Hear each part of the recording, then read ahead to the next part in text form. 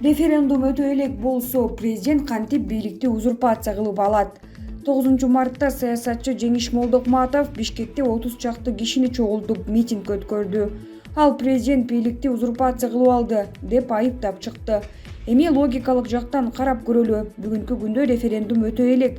Жаңы баш мыйзам кабыл алынган жок. Анан кантип бийликти узурпация кылып алган болот? Жөн эле популист боло берүүнүн да чеги болуш керек да. Жеңиш мырза буга чейин бир партияны шайлоого жетектеп чыгып, 3,5% добуш араң алганын баарыбыз билебиз. Демек Молдокматовдун тилинен чаң чыкканы менен артынан ээрчиген адам жок экенин ушуну менен далилденип турбайбы? Октябрь айындагы митингден кийин Молдокматов Алмазбек Атамбаевди колтуктап басып жүргөнүн көргөн тарапташтары андан түңүлүп, тескери басып кетишкен. Ошону менен ал айланасындагы колдоп жүргөн акыркы адамдарынан да көңүлүн калтырган. Молдокматов муну менен өзүнүн принциби жок экенин далилдеп койду. Депутаттарды президентти сотко берем деп популисттик сөздөрдү айта бергени туура эмес. Же ушинтип кыйкыра берсем, бир кызматка отуруп калам деген үмүт артып жатабы? Эгер максаты кызмат болсо, бүткүл эл колдоп жаткан азыркы президенттин саясатын колдоп, өлкөнүн өнүгүшүнө жардам берсе болмок. Булак бирге чекит пресс. УКМК Улукбек Кочкоров министр болуп турганда бюджетке 15 миллион сом зыян келтиргенин аныктап чыгып, кызматкерлерди камакка алды. Пандемия учурунда Кыргыз Республикасынын Эмгек жана социалдык өнүгүү министрлиги тарабынан жогоротулган баада майыптар коляскасын сатып алуу фактысы аныкталды. Такталгандай, Кыргыз Республикасынын Эмгек жана социалдык өнүгүү министрлиги тарабынан пандемия учурунда 522 даана майыптар коляскасын 57 миң сомдон сатып алып, жалпы суммасы 28,754 миң сомду түзгөн. Ал эми майыптар коляскасынын базардагы баасы 15 миң сом болгон. Кыргыз Республикасынын Эмгек жана социалдык өнүгүү министрлигинин кызматкерлери өз иш-аракеттери менен мамлекеттик бюджетке 15 миллион сомдон ашык зыян келтиришкен. Жогорудагы факт боюнча мамлекеттик сатып алуулар секторунун башчысы Кыргыз Республикасынын кылмыш жаза кодексинин 322 беренеси билип туруп пайдасыз контракт түзүү фактысы боюнча жогорудагы адамдар кармалып, Кыргыз Республикасынын УКМК тергөө камак жайынын убактылуу кармоочу жайына киргизилди.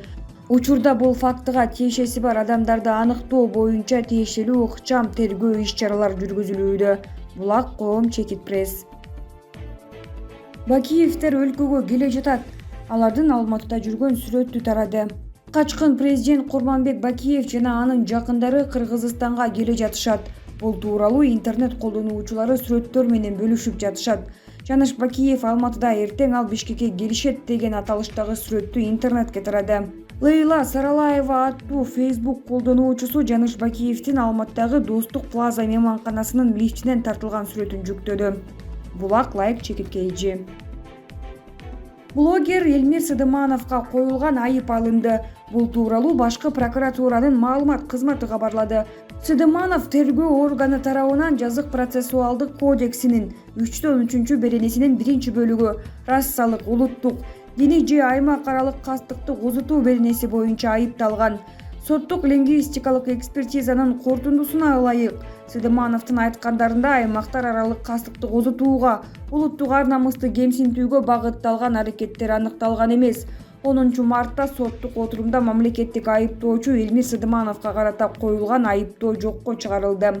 2020 4 февралда Сыдыманов Instagram баракчасы аркылуу түз эфирде түндүк түштүк маселесин козгоп, анын айткандары коомчулукта нааразычылык жараткан.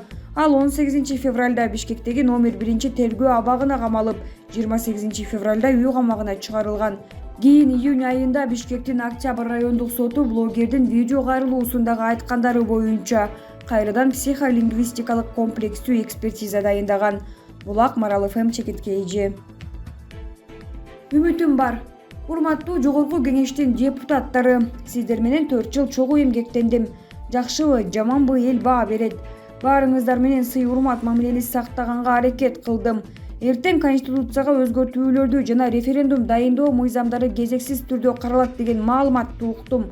Бул кадам мыйзамга дал келбейт. Өлкөнүн баш мыйзамына өзгөртүүлөрдү 3 окууда, алардын аралыгында 2 айдан кем эмес убакытта каралат. Бул азыркы конституциянын талабы.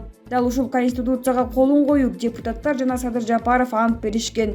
Жогорку даражадагы кызматына кирип жатканда бардык иштер өз ирети менен бүткөндө максатына жетет. Ал эми референдум дайындаганда мыйзам болуш керек. Жок нерсени кабыл алынбаган мыйзамды кантип референдумга чыгарасыңар? Мени тааныган депутаттарга кайрылмакчымын. Мыйзам бузууга барбагыла, эртең да күн болот. Кыргыздын улуу сөзү бар: бетеге кетет, бел калат, бектер кетет, эл калат. Ушуну унутпай жүрсөк. Исхак Масалиев. Геннадий Базаров ден соолугу начарлап жандандыруу бөлүмүнө жатып калды. Режиссер, сценарист Геннадий Базаров оорукананын жандандыруу бөлүмүнө жатып калды. Бул тууралуу журналист, коомдук ишмер Асыл Молдокматованын соц тармактагы баракчасына жазылган маалыматка шилтеме берип, Параметр билдирет. 9 март күнү кечинде Геннадий Садырович реанимацияга түшүп калыптыр. Дарыгер бар күчүн жумшап, таланттуу режиссердун ден соолугу үчүн күрөшүп жатышат. Мен Кудайдан таланттуу инсан, менин насаатчымдын аман-эсен сакайып кетишин тилеп жатам. Сиздерден да суранаарым, дуа кылып ден соолук тилеп коюңуздар. Геннадий Садырович батыраак сакайып, жагымдуу жылмаюуңуз, таамай айтылган тамашаңыз жана кайталангыс кино тасмаларыңыз менен кыргыз элин кубантып аман болуңуз, деп жазды Молдокматова. Булак Барометр чекиткейжи. Кызматты жапайычылык менен басып алган айрым бакырчаак эр-кулдар кайра ордуна кайтып жатканы кубандырат. Өзүн өтө гений кылып көрсөтүп, ашкандан ары акылы жетпеген Жапакеевди бир чет аяп кетесиң. Ошол кухнясында эле жакшы сөздөрүн айтып, пуудулдарча жүрө берсе болот эле. Эми кеп башынан болсун. Сыймык Жапакеев өзү ким? Ал өзүнүн Facebook баракчасы аркылуу өлкөнүн өнүгүү жолдорун айтып, бир топ күйөрман топтоого жетишкен интернеттин активдүү колдонуучусу. Тагыраагы сүйлөп жатып, өзү билбей калган учурлары да көп болгон. Октябрь окуясында Сыймыктын салымы чоң болгон. Ал аянтта сүйлөп жатып, элди талаптоноого каршы чакырык таштаганы баарына белгилүү. Аны унутуу мүмкүн эмес. Өзүнө окшогон 2-3 адамды чогулта калып партия түзгөнү да маалым. Сыймык сага да мына убакыт келди. Эми ошол кылгандарыңа жооп бересиң, себеби өзүң жакшы билесиң. Сени бийлик пайдаланды, буга чычалаба. Андан башкага сенин акылың жетпейт эле. Айрым маалыматтарда сен 6 ай сайын даарыланып турчу экенсиң. Ошол 6 ай өттү окшойт. Бийликти жапайычылык менен басып алган кесиптештериң баары кетип жатышат. Эми кезек сага. Анан Максат Мамыткановго келди. Финполго келип 1-2 ишти аткаргандай болуп, элден алкыш алам деп ойлогон окшойсуң. Жок, практика башка, теориясы башка да. Финполдогу кызматкерлер сен барган күнү бизди кантип башкарат деп таңыркап, иш таштоого чейин барышканда жалдырап, аларды алып калган экенсиң. Мына убакыт кимдин ким экенин көрсөтүп койду. Сага окшоп бакырып кызматка жолунуп баргандар азыр абалап ара жолдо калдыңар. Эми дагы кыйын болсоңор ашканадан калың элге кайрылып чык. Эр жүрөк эле болуп жүрдүң го. Кайрадан чык өзүңө окшогондор менен. Азыркы бийликти сындай аласыңбы? Жок, албетте. Абаңар ага жол бербейт. Эми мурдагы президент Сооронбай Жээнбековго асылбаган күнүң болгон эмес. Дагы бир нерсени эстетип кетейин. Октябрь окуясына сен жана Мамытканов баш болгон, Элвира Айым төш болгон топтор жооп бересиңер. Асыгатты да кошуп ал.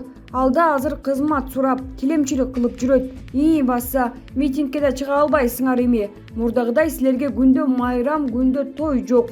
Митингдерге тыюу салынды. Андан көрө мамлекетти тоногон ишкерлерди какшаткан акчаңды даярдап тур. УКМКга төгүп калышың мүмкүн. Силерге чын жүрөктөн аянычтуу болду. Эми өзүңөр ушул нерсени кааладыңар, туурабы? Дагы айта кетейин, сен жөн гана пайдаланышты. Али бул башталышы. Айкөкүл Асылбекова.